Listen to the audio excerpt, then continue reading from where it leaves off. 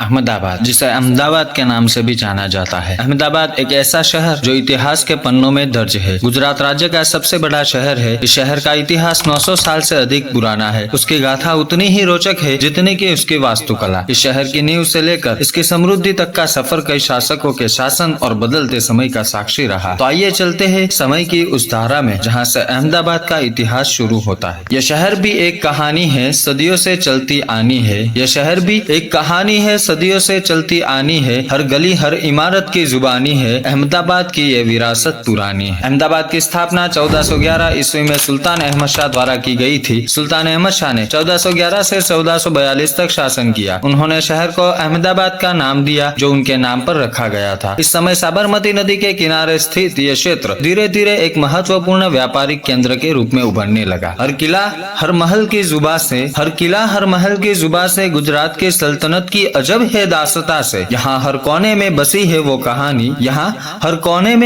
वो कहानी, जो सुल्तानों के वजूद को बयां करे आसमां से। अहमद शाह के बाद उनके बेटे मुजफ्फर शाह ने 1442 से 1451 तक शासन किया। सुल्तान महमूद बेगड़ा, जिसने 1458 से 1511 तक शासन किया। सुल्तान महमूद बेगड़ा को उनके युद्ध कौशल और किलों को जीतने के लिए जाना जाता है। उनके समय में अहमदाबाद सल्तनत के अधीन था। बात करते हैं मुगल सल्तनत की। अकबर ने 1573 में गुजरात को मुगल साम्राज्य में शामिल कर लिया और अहमदाबाद पर कब्जा कर लिया। अकबर ने 1573 से 1605 तक शासन किया। मुगलों के शासन के दौरान ये शहर कला, संस्कृति और व्यापार का एक प्रमुख केंद्र बन गया। जहांगीर, शाहजहां और औरंगजेब जैसे सम्राटों ने इस शहर की समृद्धि को और भी बढ़ाया। मुगलों की शान और कला का ये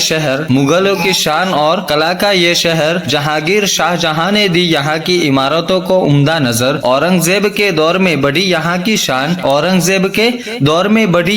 शान, यहाँ की हर गलियों में बसी है उनकी पहचान। अकबर के बाद उनके बेटे जहांगीर ने 1605 से 1627 तक शासन किया। उन्होंने अहमदाबाद को एक महत्वपूर्ण प्रशासनिक केंद्र के रूप में विकसित किया। शाहजहां ने 1628 से 1658 तक शासन किया। उनके शासनकाल में अहमदाबाद की समृद्धि बढ़ी।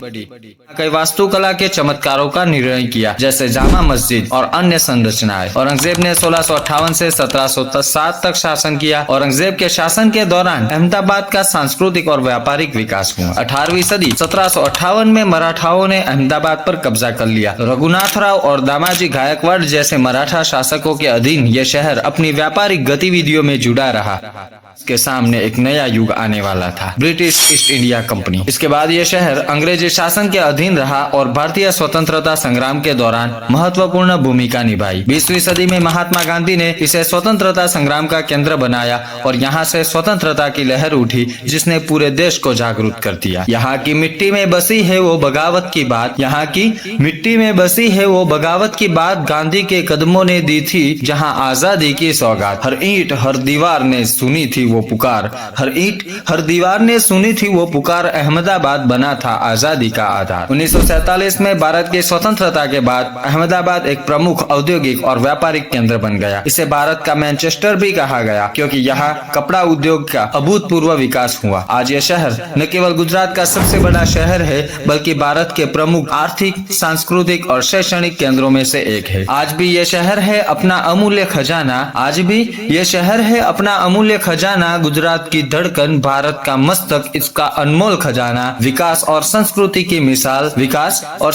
की मिसाल यह अहमदाबाद है अपनी अलग पहचान। आज अहमदाबाद एक आधुनिक महानगर के रूप में उभर चुका है, लेकिन इसकी जड़ें अब भी इतिहास की गहराई में समाई हुई है। इस शहर ने समय के साथ कदम मिलाकर चलना सीखा है, लेकिन इसकी आत्मा अब भी वही पुरानी है जो सैकड़ों साल पहले थी। वो कल की बातें आज भी यहाँ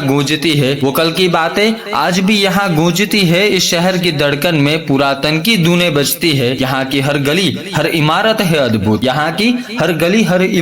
अद्भुत। अहमदाबाद तुम्हारी कहानी सदा रहे अमर और अद्वितीय। धन्यवाद इस ऐतिहासिक यात्रा में हमारे साथ जुड़ने के लिए। अगर आपको यह वीडियो पसंद आया हो तो लाइक और शेयर करना न भूले और हमारे चैनल दास्ताने इतिहास को सब्सक्राइब करें, जहां हम आपके लिए और भी ऐसे ही दिलचस्प कहानियां लेकर आते रहेंगे।